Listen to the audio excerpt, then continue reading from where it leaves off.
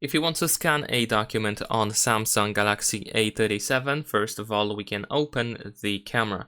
Then in the photo mode, we should be able to point at our document.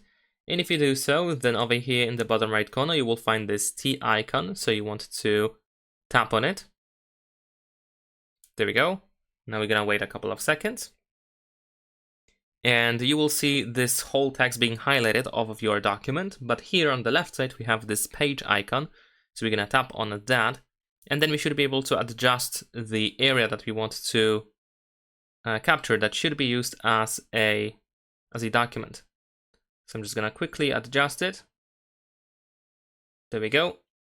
Of course, in some cases you don't have to make any further adjustments. In my case, I unfortunately do have.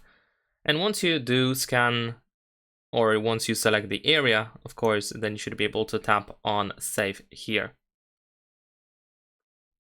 And there we go, the document has been saved, and we have our scanned document.